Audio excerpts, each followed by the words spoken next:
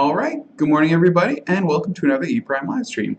My name is Devon Struthers. I am the training coordinator for Psychology Software Tools, and today we're going to be talking about probably two of the scariest terms for beginners to ePrime, script and task events. More specifically, script-based task events. This is actually one of the samples that we have that comes pre-downloaded when you install ePrime 3.0. So we are going off the sample here. If you'd like to see it, to get to that sample, all you have to do is go to your My Documents, My Experiments folder, go ahead and click on 3.0, click on Samples, and the sample specifically that we'll be making today is this Script Task Events sample. Now, for those of you who have used ePrime 2, and for those of you who are new to ePrime 3, or ePrime in general, this might seem like kind of a strange sort of example. Now, let me show you what this does. So first off, scripting in ePrime is when you want to extend the functionality of ePrime beyond what the graphical user interface allows you to do. So if I want to do something like control the flow of my experiment, or actively update and change properties about very specific objects in an experiment on the fly. So if I want to change the color of text on the slide object, if I want to change the image that appears in the slide object based on a participant's button response or any sort of correct or incorrect criteria, the way to do that in ePrime is to do what we call scripting. And scripting can be accomplished either in an inline object, and the purpose of an inline object is literally just to make script in ePrime, or this user script, which is where we're going to be doing most of our scripting work today, in this user script. Both of which just allow you to kind of extend the functionality of ePrime, any property that you see in ePrime. So any property on a slide, feedback, text display, any of those things, they can all be edited via inline script and via user script in subroutines, which is what we're going to be doing today. Now, to kind of continue defining our terms, the other term that's really important to know today is task events. Now, task events is new to the later editions of ePrime 2, so ePrime 2.0, 10.242, and beyond. And what this does is it allows you to time lock events in your experiment with different points in your experiment. So let's say I would like to send a trigger to my EEG machine at the exact onset time of my slide object. I would use a task event for that. They're entirely graphical user based or graphical user interface based, so you don't have to do any scripting in order to do task events, which seems a little counterproductive to what we're going to be doing today, but involves a new object to ePrime 3. Now, for those of you who have been using ePrime 2 and switched over to ePrime 3, if you take a look at the experiment object here and go to devices, you're going to notice a few new devices. Now, the button device is something that we've been talking about pretty regularly in these live streams. I've added a few buttons to my experiments, and we'll be adding some more today, so that's a pretty well-covered topic. Now, you're going to notice a new device that's there by default that doesn't really seem like a device at first, and it's this script device. Now, if you go to double click on it to edit any of its properties, you can't. If you go to click edit or move down, you can't really even do that. The reason we have this here is specifically for script-based task events. Now, the purpose of a script-based task event is to use this device here to import any sort of subroutine that you may have written in the user script and have ePrime execute that with the same sort of efficiency and the same sort of timing accuracy as the task events feature has. So what this basically does is if you've been writing any conditional statements in your script at all, so if you've been doing, if stimulus.onset time equals this, or if, at stimulus.onset time do these things, it basically allows you to get rid of all of the if parts of the conditional statement and just allows the conditional statement part of it to be handled entirely via task events. So it's a really useful feature, and we're going to kind of be exploring it today. So the end goal of our experiment is to make a very short and simple survey, just a couple of questions for participants to answer. And what they'll be doing is each wrong answer is going to be gradually eliminated from the screen until the participant makes a response. And it's going to be a little bit complicated, it's going to be a little bit script heavy, but we'll talk through all of it and it'll be pretty easy in the end. And yeah, not only is it going to help you out with your scripting and to kind of show you what the scope is, and we'll learn a little bit about subroutines today, but it's also going to do a good job of kind of highlighting that sample that we've made today, and it'll do a really good job of kind of showing you kind of the inner workings of that sample. As always, if you guys have any questions, please feel free to send me a message in the chat. I'd be happy to go over something. I'd be happy to answer any further questions you guys might have about it. Otherwise, let's go ahead and dive right in. Alright, so like all of our experiments that I've made during these live streams, the first thing we're going to do is just start with a very simple introduction slide object. So let's go ahead and do that. We'll take a slide, put it in our procedural timeline here, it's the very first object, and we are of course going to rename this just to introduction. Now if I double click on this to open it in my workspace here, the first thing I want to do is just add some text, just so participants know what they're going to be doing. This isn't an overly complex kind of sample. They're not going to be, you know, super response time contingent. So I'm really not going to, you know, we don't have to have a welcome screen and then this long introduction or this long instructions object. All we really need is just a very simple, quick text display. Just let them know what they'll be doing. So I'm going to go ahead and resize this text display just so it is the full width of the screen. I don't need it to be the full length because it won't be very long. So just copy the instructions that we have.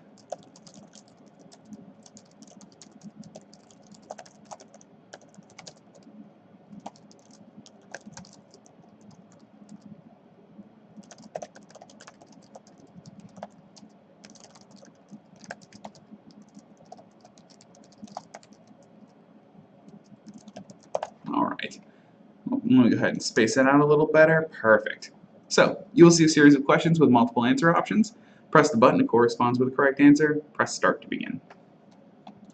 So, now that it says press start to begin, we're going to have to add that button object I was talking about. So, I'm going to click on slide button, which will allow me to add a slide button. And then I'm going to add it just down here. Now it says press start to begin and it says button. We're going to want to change that. So to do that, we'll go ahead and make sure that button object's highlighted, or if you want to be more precise about it, make sure it appears in this sub-objects window here. It just says sub-objects and slide states. If you click on this drop down, all of my sub-objects and my state 1 slide state appear here. But just make sure a button's highlighted here and click on this sub-object properties page button. So we'll click on that button. The name right now will be button. Let's go ahead and change that to start. And we're going to want to hop over to our theme here, and we're going to want to change the text of the theme. Now I do go into all of these tabs in a little more depth in some of my other live streams, so I'm not necessarily going to explain all of the little nuances that are involved in this, but what I do want to do is go to text here, and I want to change the text on here from button to start. And click apply and OK. And I'll make this just a little bigger. That's probably too big. There we go. Just make it somewhat match what's on the sample there. It doesn't really matter. So what I'm going to do then is I'm going to hop into my properties page now that my button looks exactly the way I want it to. Go into my duration input tab, and like all of my instructions, I want this just to be on the screen indefinitely. It kind of gives me two things then, or two pieces of information. The first piece of information it gives me is it lets me know how long participants spent reading these instructions. If I turn data logging on, which I'm going to. But it also allows participants enough time to read the instructions and say, you know, okay, I've processed this, I understand what it's doing, I'm going to click start to continue or to begin. So I'm going to set the duration to infinite, and I'm going to set data logging to standard again, just so I can see how long you've been reading it. I'm going to click add, and I'm going to add a button device. Now I'm going to keep the default button device. It's just this little asterisk or a little star character, if you will. Its formal name is a wildcard character. And the wildcard character here in this case is going to basically say that any button that is pressed, so any press on any button on the screen is going to equal a correct response, or is going to equal a viable response. And in this case, the only button that I have on the screen is my start button, so any response to start button is of course going to be exactly what I want, so I'm going to go ahead and keep that exactly the way it is. I'm going to click apply and OK. Now, keep in mind, this is a little bit of a Devon thing, but if you don't need to click apply and OK to save all of these properties. All you really need to do is click OK. Clicking apply, just go ahead and, or just make sure that the properties are saved, and I like doing that just as a force of habit, but you don't need to. I'm going to click OK to exit out of that. This looks like exactly how I want it to look, so I'm going to go ahead and save it just because I have made changes to my experiment. It is important to save all of these changes. So I'm just going to go on my desktop here. I have a ScriptTaskEvents folder, and I'll call it. There we go. So now that I have my experiment saved, the next thing I want to do is I want to add a block list to my experiment. Now, I talk about this in a lot of my other live streams too, but I'm going to have the standard block list and or a session, block, and trial structure to my experiment. For more explanation as to why we do that, go ahead and check out some of our past live streams. I do go pretty much in depth in almost every one of my live streams about why we use this structure, but specifically it's just for data purposes later. It's going to look better and be a lot cleaner of an experiment, and it'll allow me to expand the experiment a little easier as well, in case I want to add some trials, like practice trials or anything like that. So what I'm going to do after my introduction object is I'm going to take a list object and put it just afterwards there, and I'm going to rename this one to block list. There we go. I'm going to double click on it to open it in the workspace, and I don't really need to make any changes here. The only change I really need to make is I want to change the procedure here just to block proc, and hit enter. I get my standard prompt. The block proc does not exist. Would you like to create it? In this case, I'm going to say yes. And then would I like to make the default value for newly created levels? It doesn't really matter, honestly, but I'll keep it as yes. All this means is that if I add new levels to this object, it's just going to keep the name block proc under the procedure column. Alright, so I'll get rid of that because I only need one block proc. And I am going to add a list object here. Just call this one trial list. And this is where the bulk of the editing is going to be for this list object, or for this experiment. So this is what's going to have all of my objects in it, or not all my objects, all of my questions and responses, and some little background things that are going to need to happen in order to make the cool parts of the sample work. So I'm going to go ahead and double click on trial list to open it. Now the first edit that I need to make is going to be pretty self-evident. I need to make a procedure on here, and since I'm in trial list, it's going to be called trial proc. I'm going to hit enter to make that. It doesn't exist. Would I like to create it? Yes. But I'd like to make the default value for newly created levels. Of course I would. So let's go ahead and jump back into it by double clicking on it. Now let's start to ask some questions. So I'm going to add an attribute here by clicking this add attribute button at the top of the list object, and I'm going to call this attribute prompt text and hit enter. This is basically going to be the text for my prompts, so the questions that I'm asking participants. I am going to copy the questions from the sample, so they're going to look identical. I'm not going to pretend to come up with questions right now. So let's go ahead and fill this in with the very first question that we have. So we'll start with a very nice and easy one. What is the capital of the United States? There we go. And I'm going to click Add Attribute one more time. And what I'm going to do now is I'm going to make my 4 possible options, or my 4 response options. I'm just going to call them something very generic, just option 1, option 2, option 3, and option 4. One of them will, of course, be the correct answer. Option 1, in this case, is going to be the correct answer. So I'm going to make this Washington, D.C. There we go. So let's make 2 or 3 other ridiculous ones. Option 2. Option 2 in this case will be New York, New York.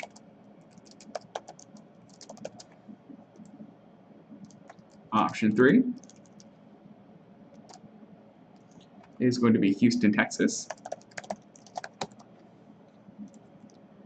And option 4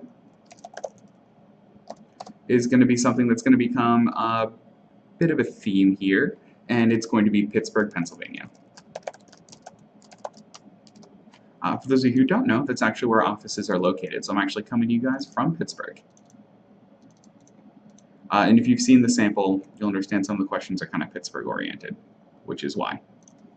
So we have our 4 options here, so I'm going to make a correct answer attribute. This allows us to specify our correct answer based on one of the options that we have put here. So give me 1 second. I'm trying to capitalize this A. There we go, correct answer. Alright, now what I'm going to do now is I'm not actually going to type out the entirety of option 1, because the way that the script that I'm going to add to the experiment very soon is going to work is it's actually going to strip the word option from my response. So my correct answer is actually just going to be 1, 2, 3, or 4. And that's how ePrime's going to read it later, and I'm going to work, I'll show you how to work through that a little later. But right now, my correct answer is either 1, 2, 3, or 4. The correct answer is obviously 4, but if you talk to people who live in Pittsburgh, it's probably 1. Or sorry, correct answer is 1. If you talk to people who live in Pittsburgh, it's probably 4. Alright, So correct answer, and then the last one that I want is a column here called random order. Now what this is going to do is this is going to determine the random order. It's not so random because I'm actually filling these numbers in right now, but it's going to determine the random order in which the numbers or the numbered questions disappear from the screen. So I said that E prime will randomly eliminate some of the incorrect options. So the only stipulation that I have on this random order is that the correct answer, of course, needs to be the last one. So I'm going to do 2, 4, 3, and 1 right there. I'm just doing them as common delimited numbers. This is going to be important for later, especially in that script that I'm going to add to the experiment. But for now, like I said, the only important thing is that the correct answer or the correct option is the last one, because you don't want to end up getting rid of the correct answer. So what I'm going to do now is I'm going to click on this Add Level button, and I'm going to add another prompt. Who is the head coach of Pittsburgh? Who's the head coach of Pittsburgh Steelers? Again, it's a bit of a theme here with the questions. So, option 1, Chuck Noll. Option 2, Mike Tomlin. Option 3, Terry Bradshaw. And option 4, Ben Roethlisberger.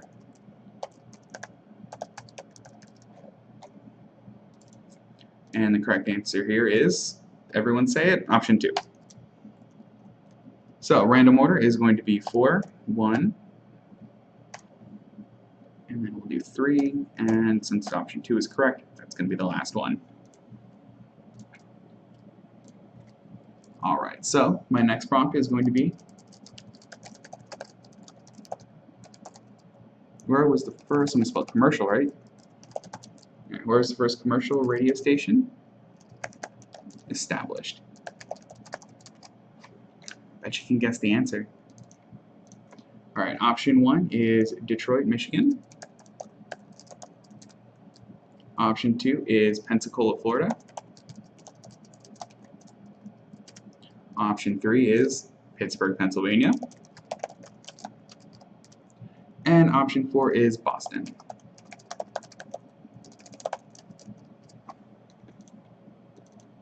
The correct option is option 3, Pittsburgh, Pennsylvania. So my random order is going to be 1, 2, 4, 3. Whoops, start with a number. There we go. 1, 2, 4, and 3. And then I'm going to go ahead and add one more column here, or one more row. And the last prompt is going to be, what is a pierogi? Very important question for people living in Pittsburgh. So these options are going to be a little sillier. We'll do mammal. A small flying mammal.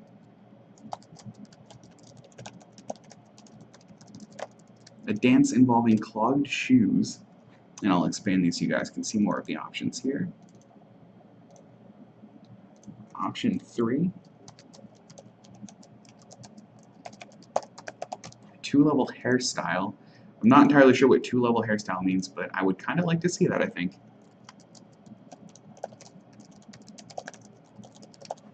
And option 4, a dumpling filled with potato. The answer is honestly the least interesting of these possibilities. It's number 4, a dumpling filled with potato. They are delicious, by the way. So the random order is going to be 3, 2, 1, and 4. Now, the only thing that I want to do here is I want to just change, so now that I have all of my questions, the only thing I want to do is I want to change the order in which these questions appear. So right now, everyone's going to get the capital question, followed by the Steelers question, and then the commercial radio station question in that order, and everyone's going to get those questions that way. I want to make it a little more fun, and I'm going to change the order in which these are presented. So what I'm going to do is I'm going to click on this Properties page icon here and click on the Selection tab at the top of the screen. I'm going to change the order here from sequential to random. Now what this is going to do is it's going to make sure that E' picks each one of these questions, that it doesn't show any one of them twice, and that it doesn't skip any of the questions. It's going to show all 4 of them, and it's going to present them in a random order. So I'm going to go ahead and keep it that way. Click Apply and OK.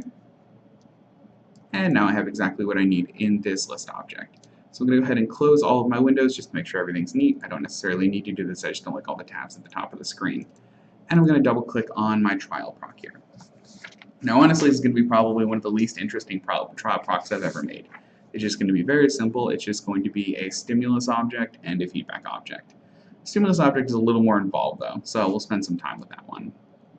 So I'm going to hop into my slide here, or make a slide, and I'm going to add it as the first object in my trial proc timeline.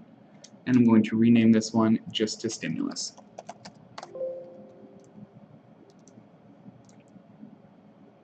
Now I'm going to double click on it to open up my workspace right here. And the first thing I want to do is I want to add a place for my prompt text that I made. So I actually want those questions that I wrote down in the list object to appear on the screen somewhere. So I'm going to make a text display object at the top of the screen. I'm going to go ahead and expand it. Now the only thing I need to change, because I don't need to retype all of those questions, I don't need to make a new text display for all of those questions, what I want to do is double click on this, click delete, and then I want to add my attribute. So I want to have what we call an attribute reference in ePrime, which means I just want to call back to what's in that trial list object and have what I already wrote down displayed here. So I'm going to click on the left square bracket, and whenever I do that, this little window shows up. This window is called the TribSense. So I need to just cycle through here to find the attribute that I want, and in this case it's called prompt text. So I'm going to click on prompt text. So I am then going to add some buttons to my object. So I'm going to click a button. This is going to be just like adding the start button. Button 1. I want to go ahead and expand this just so it's a little bigger. There we go. That looks about right. Let's expand this just a little bit more. Perfect.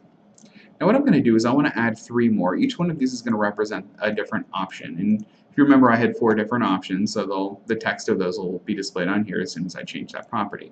What I'm going to do instead is I'm actually just going to copy and paste them. So if you do Control-C, which is what I did while I was talking, and then Control-V, which is what you saw just refresh, if I take my little cursor over the button and drag it down, you'll see that a new button was made directly over top of the current button. What this is going to do is just make it the same size and shape as the last one, and since I don't want my different options to be different sizes, this is probably going to be the best bet for me. So when I highlight button 2, hit Control-C, and then hit Control-V, you'll see the computer think a second while it's making another button, and if you drag this down, you'll see that it made a new one. And now I want one more. Here's my button 4. There we go. So now we just need to change just a few properties of these. I want to make sure that they're spaced pretty evenly though. There we go. Looks pretty good.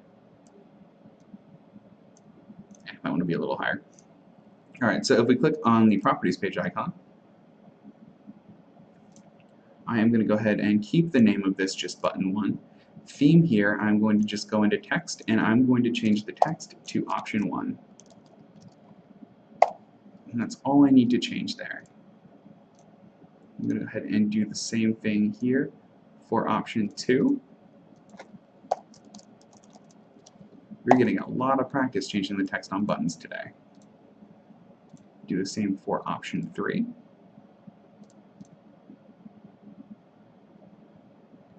Go.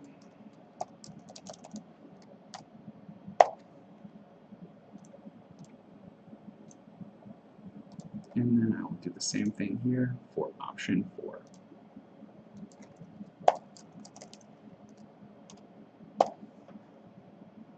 Perfect. So now I'm going to hop into my properties page here, and I'm going to click on that duration input tab. I'm going to make this an actual duration of just 15,000 milliseconds. It's going to be about 15 seconds. I'm going to keep data logging as standard because I do want to know the reaction time and how long all of these objects took. And I'm going to click add here and add a button device. Now my allowable I'm going to keep as any button press, because technically a button press should be enough, and I'm going to apply that.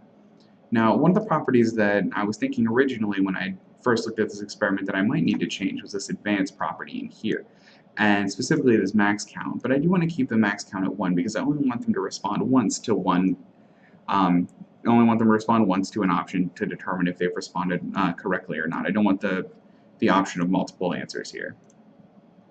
And my correct, I'm just going to make an attribute reference to correct answer. There we go.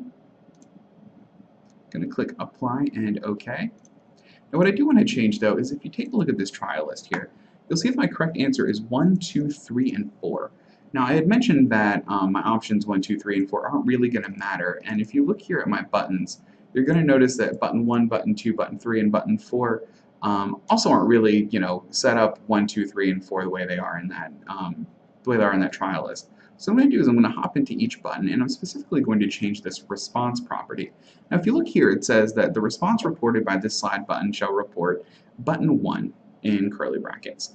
Now if you notice, that's never going to line up with our the correct column that I have here in my correct answer column, because these aren't button 1, button 2, button 3, and button 4, it's just 1, 2, 3, and 4. So what I'm going to do is I'm going to go into my stimulus object, and I'm going to change the response for each one of these buttons to not be button 1, 2, 3, and 4, or it's actually just going to be a 1, a 2, a 3, and a 4. That way, whenever it resolves itself, it's actually going to equal the correct answer. So this is going to work pretty well as a multiple choice questionnaire without me having to set up the script task events. This will be a kind of good template if anyone's asking or anyone has a questionnaire or has right or wrong answer questions. This is a pretty good starting point already for those kinds of experiments. And then we'll have the fun stuff later. There. So now button 1, when I respond, is going to resolve, and you can see down here in response, it'll resolve to 1, 2, 3, and 4, and E prime is of course going to compare that to the correct answer column here, so it should all work out pretty well as far as feedback's concerned. So let's go ahead and add one of those. So I'm going to go back into my trial proc here, go to feedback display, and add that. Now, feedback display 1's plenty descriptive, but I am going to rename this one just to feedback. There we go. Now I only really need to change one property of the feedback object here, and if I go into my properties page, you'll see that I need to change input object name. Now input object name is just what object are participants responding to. In this case, it is stimulus. So I don't really have a lot of options here. I have introduction and I have stimulus. So I'm going to click on stimulus and click apply and OK, and I'm going to save my experiment one more time. Now this is kind of the bare bones version of my sample. If you notice, it was pretty quick.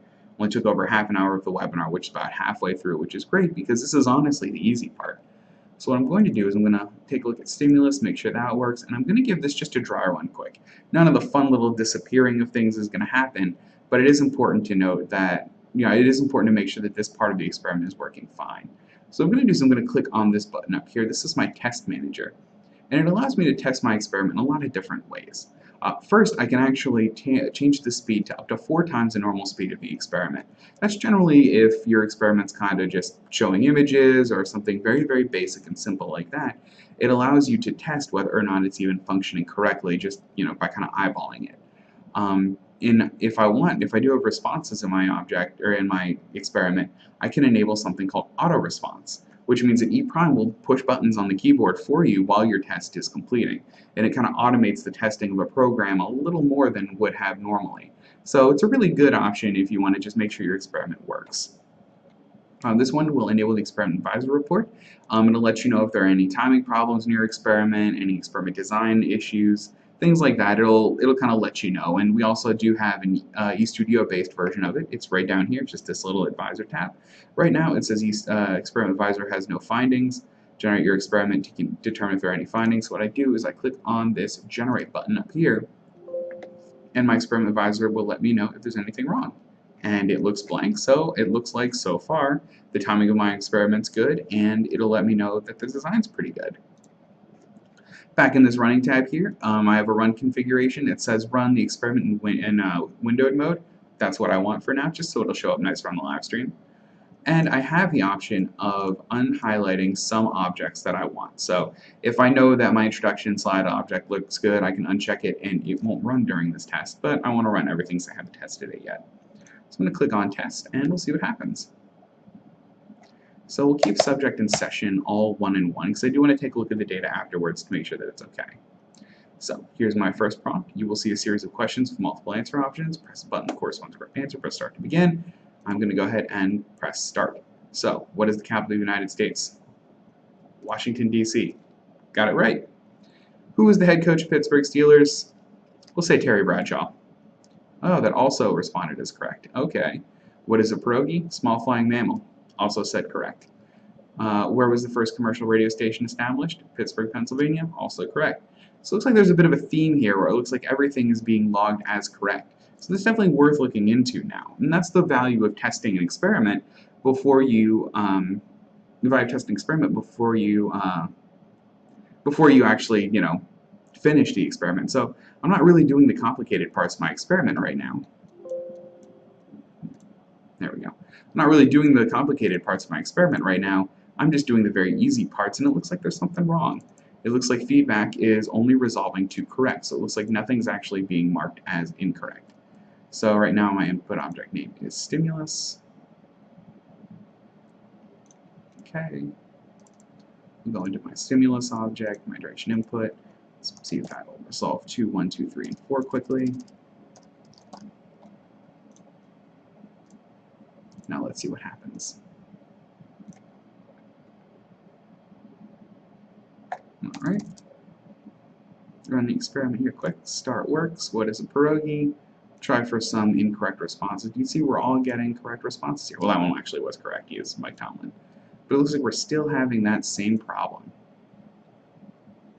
So that's something we're going to have to look into a little more then. So let's look at the stimulus object here, duration input. Correct is supposed to be correct answer. My allowable is set to 1, 2, 3, and 4. Let's see what my data file looks like now. This is also going to do a good job of letting us know what is correct and what's correct and what's incorrect. So if I take a look at my columns here, I want to look at the correct response value, which is 4, 2, 1, and 3, and then we'll take a look at my resp right here, which is 1, 2, 2, and 3. So if you look here, my resp is not lining up correctly with my correct response. And then if I look at my accuracy column here, you can see that it is logging accuracy correctly. So what looks like is not working correctly is my feedback object. So let's get rid of this useScriptActivation. Now the purpose of this useScriptActivation property is basically just to say, hey, I am going to be setting the correct response of this feedback object through my inline script. And since I don't have any, that's not necessarily needed. So we're going to head and run this one more time. Press start, and first commercial radio station, hey, incorrect. What is a pierogi? It is a dumpling filled with potato. It looks like our feedback is now working correctly.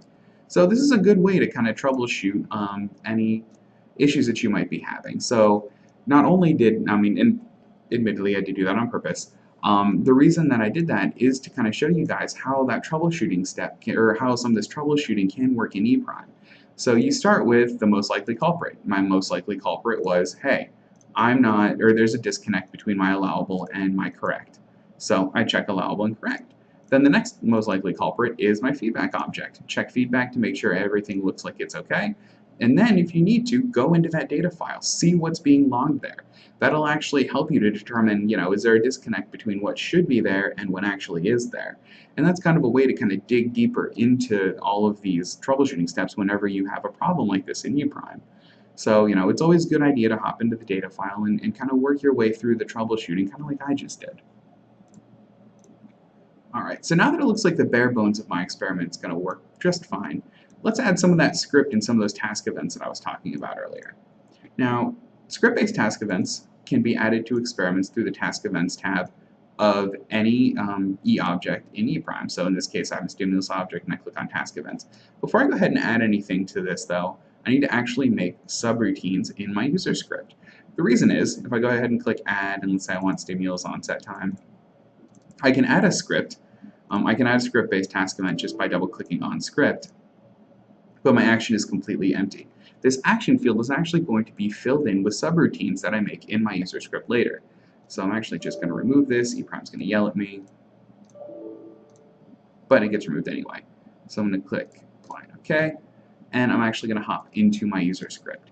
Now, the user script is where you define global variables in your experiment. A global variable is a variable that can be used throughout the entirety of the experiment. So every single level of my experiment here can access what's in my user script up there.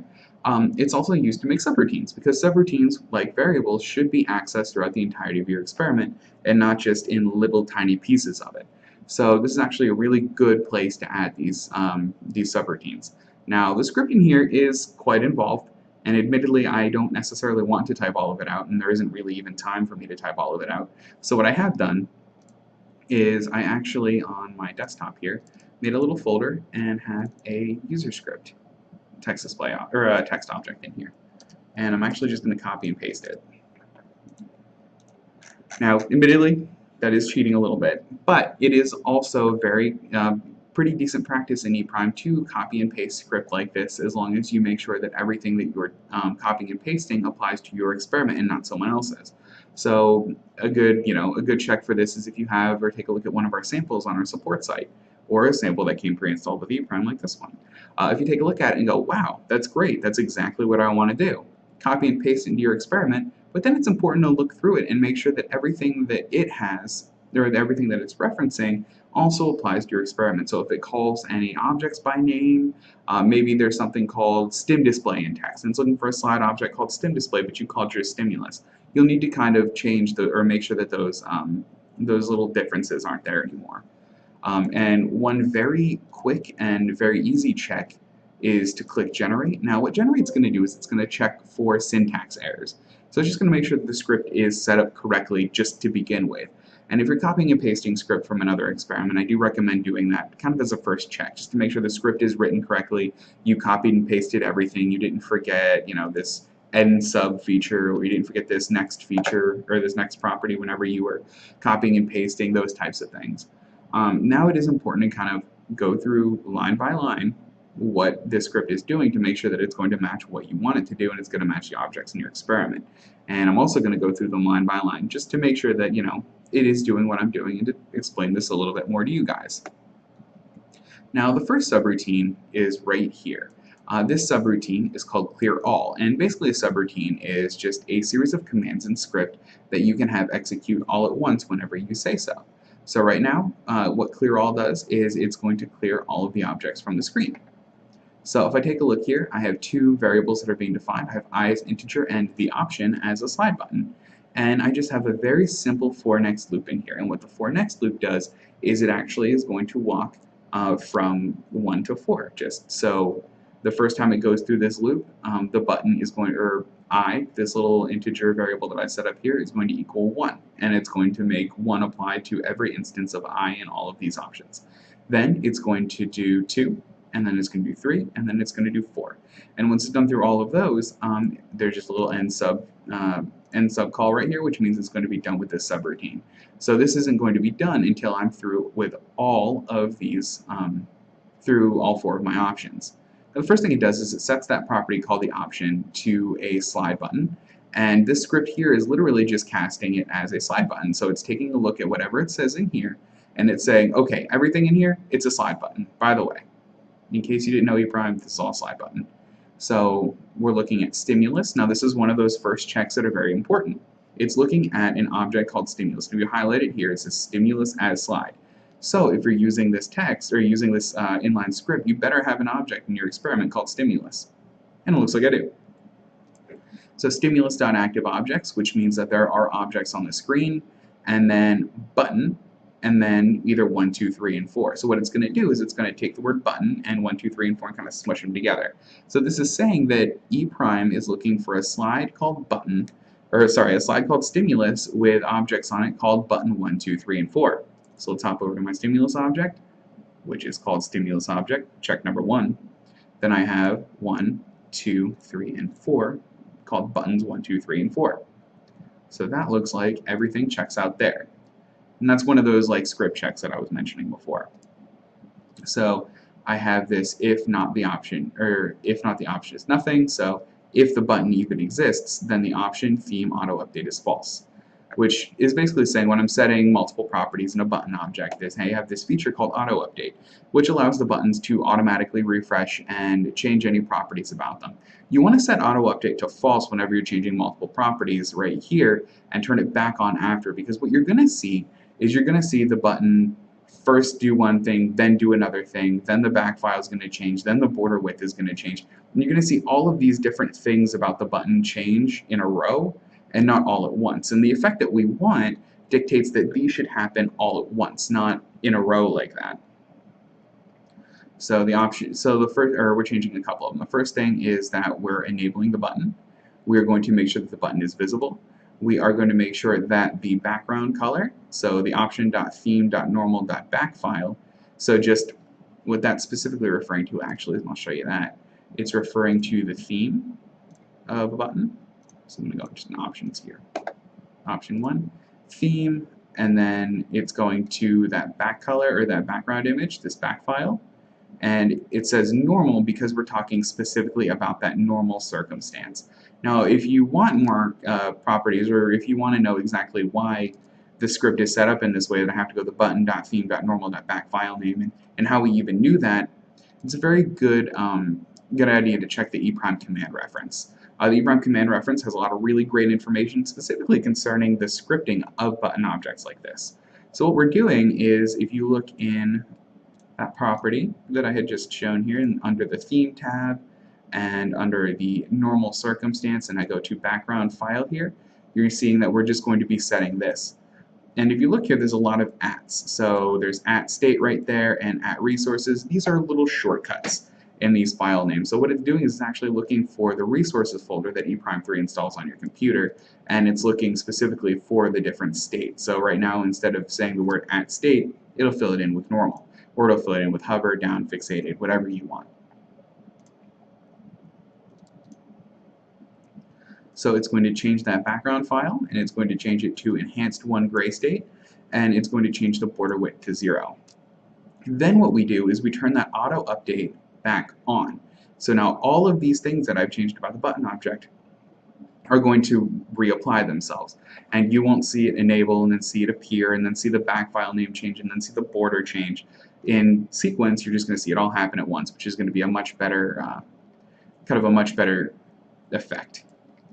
And then we're going to set the option back to nothing. We're just doing that because the option is, of course, going to be changing next time. It'll be changing to the next button. So we're going to be cycling through that for each one of our buttons. And the purpose of this one is it just initializes the buttons at the beginning of trial. It makes sure that they all appear on the screen. Now the next one, and the coolest one, is going to eliminate the responses one at a time. Correct response is identified last. And that's because in this random order, you see that the correct response here is the last number in our random order.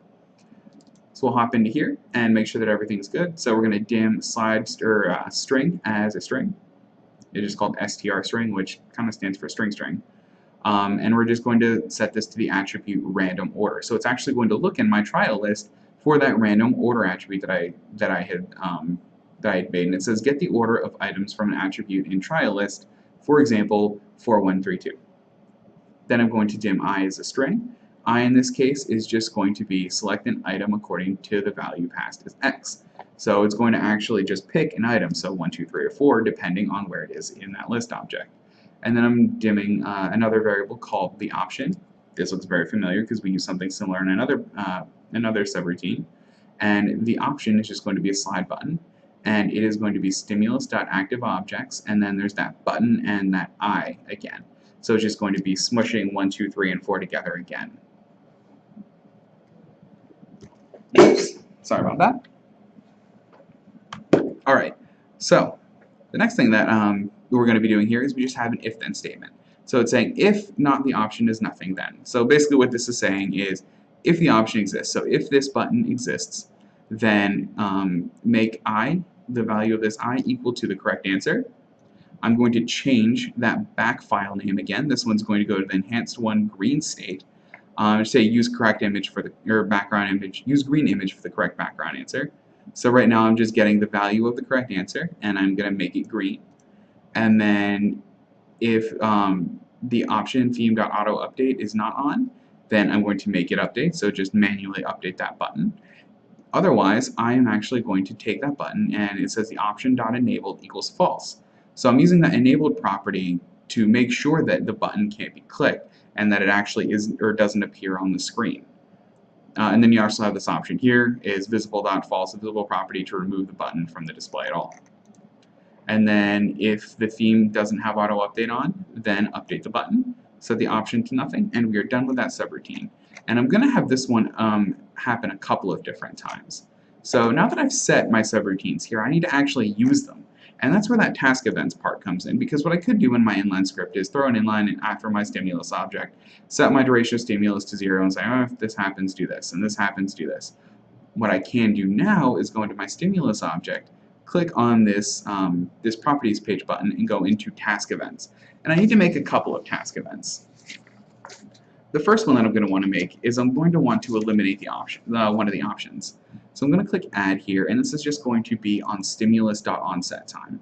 And I'm going to add a script-based task event, and if you look now in my action, I actually have those two subroutines as options. Now the first one is going to be eliminate option. And I'm going to make this one have a 3,000 millisecond delay. Now what this is going to do is it's going to mean that the first option is going to eliminate itself 3 seconds into the slide being on the screen. My source is going to remain custom. In this case, we don't recommend doing timestamp because what it's going to do is it's going to pass the time that this object happened into this custom field, and we don't want that. What we want is we want a 1 here. And my data type is, of course, going to be integer. So I'm going to click apply to save that change. And I'm going to add another one. And this will, of course, be stimulus onset time again. And what we're going to do is we're literally just going to make a stimulus onset time for each one of these options. So it's going to look a little repetitive, but at least we'll get the practice. So I'm going to add a script there. I'm going to make this delay 6,000 milliseconds, which means, hey, E prime, I want you to be deleting the second button at 6,000. It's going to be eliminate option. In this case, it's going to be 2, and data type is, of course, going to be integer. Do another one. Add a script. Eliminate option, custom 3, data type integer, and my delay in this case is going to be 9,000.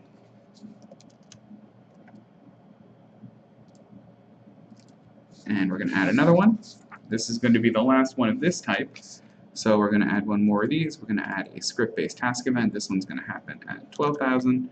So after 12 seconds, it's going to eliminate the last option, or the correct option.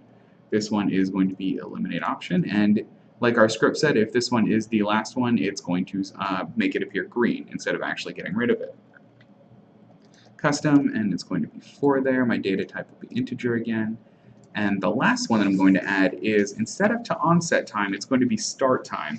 Now this one's actually really important, and there's a very important distinction to make here that I do want to mention. Now a lot of the times when we're doing script in EEPROM, when people are asking, you know, hey, when do I determine that the object appeared on the screen, we say always check the onset time. Because the onset time is going to be the truest sense of when the object appeared on the screen. And that's exactly correct, but what we're doing here is we're doing stimulus.startTime. Now what start time represents is the time in which an object appeared, or the time in which the object began performing its critical task. So in this case, the critical task of this stimulus object is to draw 4 buttons and 1 text display on the screen. Now I'm having this stimulus this specific task event happen at start time because when it appears on the screen, I want this script to have already run. I don't want it to happen while it's already on the screen. I want it to happen before it's on the screen, but while EEPROM's still processing this. And that little teeny tiny bit of time is between start time and onset time. So there is a very small amount of time between when EEPROM begins drawing to the screen and when it actually appears on the screen, and that's exactly what we need to target here. What we're going to do is we're going to make a reference to this ClearAll task event that we had made, this ClearAll subroutine that we had made. And the ClearAll subroutine in this case is just going to make sure that all of the, the stuff we had done, so make the, the option disappear, make the background green, it's going to clear all of that from it and make sure that the buttons appear exactly the way I want them to. And if you look here, I don't have any parameters anymore. The parameters were only for the, here, click apply here. The parameters were only for this eliminate option. And the reason that the parameters aren't showing up for start time, but they are showing up for my eliminate option, is if I hop back in my user script here, you can see at the very start of the subroutine here, it says sub clear all C is context, But if you look down here, it'll say C is context, X is integer. X is integer right here is what's going to determine exactly, what parameters show up in task events. And since this has an optional parameter and not just that C is context, I need to actually fill in what this X as integer is going to be. And in my task events here, it's going to fill it in with either 1, 2, 3, or 4 if I'm using this eliminate option. But since my ClearAll subroutine didn't have that, there's nothing for E prime to put in here, so it says the task action chosen does not have a parameter to configure, so it's going to show up blank like that. And that doesn't mean anything's wrong, that just means it's working exactly correctly, and it's reading in that subroutine that we had made in user script exactly the way I want. So I'm going to click apply and OK. Let's go ahead and run this and see how it goes. I'm going to click test. I'm going to run the test exactly the same way I had done the other one. Hit enter a few times. Alright. So, what is a pierogi? I'm going to wait a couple seconds and see if anything happens. So if you see here, it's actually eliminating my options. I'm going to let it eliminate all of my options. Dumpling filled with potato, let it go, and it highlights it green. So I click on it, it is the only remaining correct answer. What is the capital of the United States? I'm going to let it eliminate a couple before, so you can see it's eliminating a couple of random ones now. And it's correct. Let this one go one more time.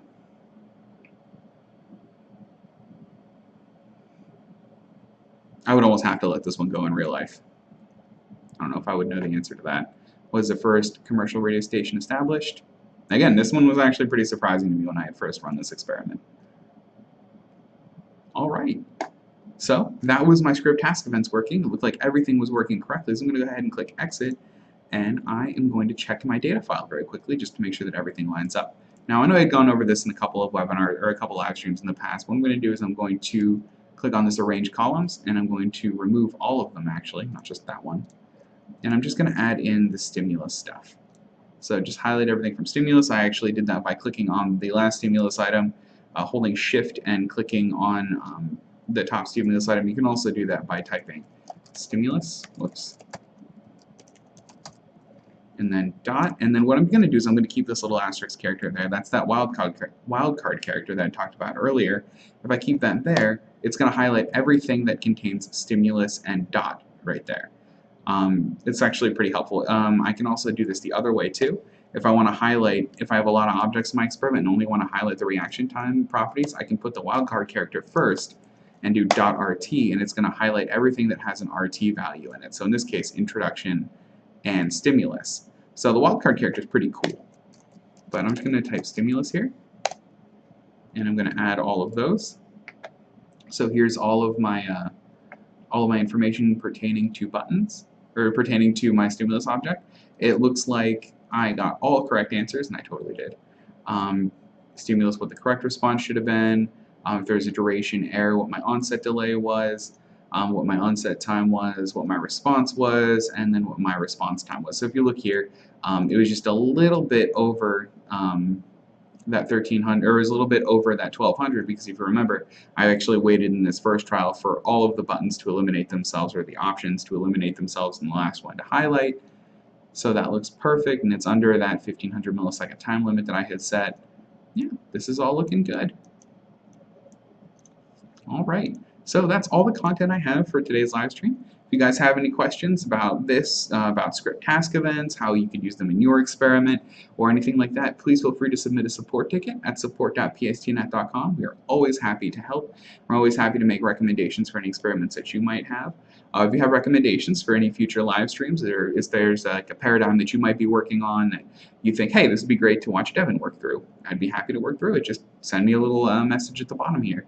And as always, please like and subscribe to our page so we can continue doing what we're doing. And thank you guys very much for attending today's live stream.